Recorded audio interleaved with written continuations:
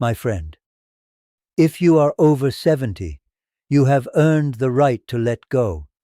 You have spent decades carrying things that were never yours to carry, proving yourself, pleasing others, holding on to grudges that only weighed you down. You were taught that letting go meant giving up, that rest meant weakness, that slowing down was the beginning of the end. So you kept going, even when your body begged you to stop, even when your heart grew tired of the fight.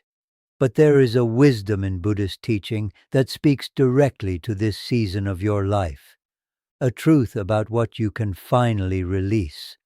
These are not all the truths, but they are the ones that matter most now, the ones that will give you the peace you have been searching for all along. You see, somewhere along the way, you learned that your worth was measured by what you did, how much you gave, how strong you stayed. You learned that needing help was failure, that showing weakness was dangerous, that the moment you stopped being useful, you stopped mattering, and so you carried it all, the expectations, the responsibilities, the old wounds that never quite healed. You carried them because you thought you had to, because no one told you it was okay to set them down. But your body is telling you now, your bones know, your heart knows, the weight is too much, and it was always too much. There are 5 Buddhist truths I want to share with you, not as rules, not as things you must do, but as permissions, as keys to a door you have been standing in front of your whole life, waiting for someone to tell you it is okay to open. But before I share these truths, you need to understand why letting go has been so hard for you all these years. Because letting go was never just about releasing something. It was about losing your identity, your purpose, your proof that you mattered. When you were young, you learned that love had conditions, that acceptance had requirements. You learned that if you stopped performing, stopped proving, stopped pleasing, people would leave.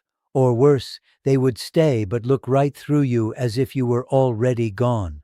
So you built your life around being needed, being strong, being the one who held everything together. And it worked. For a long time, it worked. But now, you are tired. And the people you spent your life proving yourself to are either gone or were never really watching in the first place. The first truth is this: let go of the need to be understood. You have spent a lifetime explaining yourself, justifying your choices, defending your truth to people who were never going to see it. You thought if you could just find the right words, they would finally get it, finally see you the way you needed to be seen. But my friend, your peace is more important than their approval. The people who matter already understand. They see you without explanation. They love you without conditions. The ones who do not understand by now never will. And that is not your failure. It is not your job to make them see. You can stop explaining, stop defending, stop trying to be enough for people who will never think you are. The second truth: let go of old resentments. That person who hurt you 30 years ago, 40 years ago, they are not losing sleep over it. But you are. You are carrying a weight that belongs to the past, and it is stealing the present from you. You tell yourself it is about justice, about not letting them off the hook, but the only person still on the hook is you. Forgiveness is not for them. It is for you. It is permission to finally be free. It does not mean what they did was okay. It does not mean you have to trust them or let them back in. It means you stop letting them live rent-free in your mind. You stop replaying the same old story, hoping the ending will change. The ending will never change. But you can. And this next one, my friend, this is the one most people resist until it is almost too late. The third truth: let go of the person you thought you would become. This one cuts deep. I know, because you have been carrying a ghost, a version of yourself that was supposed to happen, the life that was supposed to unfold, the dreams that were supposed to come true. You look at your life and you see all the places where it did not match the plan, the career that went a different way, the marriage that ended, the children who grew distant, the body that gave out sooner than you expected, and somewhere inside you are still mourning, still asking, what if? Still believing that the real you is the one who never got to exist. But my friend, you are mourning a version of yourself that was never real. That person you thought you would become, they were a fantasy, a story you told yourself about how life was supposed to go. And yes, it is painful that it did not go that way. Yes, there is grief in that. However, this is where it becomes difficult. Because while you are busy mourning who you did not become, you are missing who you actually are. You are missing the strength it took to survive the life you got instead of the one you planned. You are missing the wisdom you earned through every detour, every heartbreak, every moment you had to start over. You are missing the beauty of a life that was messy and imperfect and completely, utterly yours. The person you thought you would become does not exist, but the person you became, they are standing right here, and they are enough. What I'm about to share now is something I wish someone had told me decades ago. It would have saved me years of suffering. The fourth truth: let go of the need to stay busy. This one feels dangerous, does it not? Because busyness has been your armor, your proof of life, your way of saying, I still matter. I am still here. You were taught that idle hands were sinful, that rest was lazy, that the moment you stopped moving, you stopped being valuable. So you filled every hour, every day. You found things to fix, people to help, tasks that needed doing, and maybe for a long time, that busyness kept you alive, gave you purpose when everything else was falling apart. I understand that. But now it is doing something else.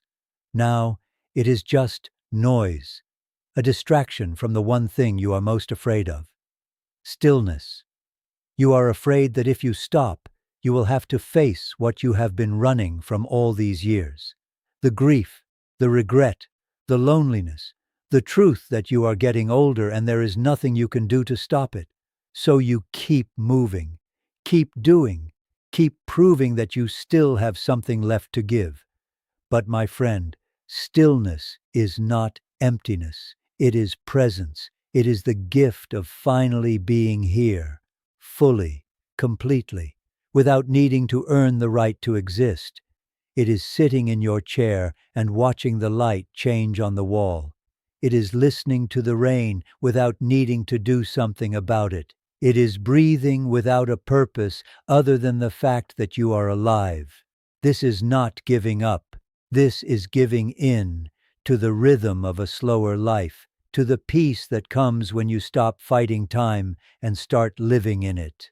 You do not need to fill every moment anymore. You do not need to justify your days. Your worth is not measured by your productivity. It never was. And this final truth, this is the one that changes everything, the one that makes all the others possible. Let go of the fear of being a burden. You spent your whole life giving, caring, holding others up. You were the strong one, the dependable one, the one everyone turned to when things fell apart. And now you are terrified of needing help, terrified of becoming the weight instead of the one who carries it. You see it as failure, as proof that you have lost your value, that you are taking up space you no longer deserve. But receiving is not weakness. It is trust. It is trusting that the people who love you actually want to give back, that they have been waiting for permission to care for you the way you cared for them. It is trusting that your worth was never about what you could do. It was always about who you are. You are allowed to need help. You are allowed to be tired.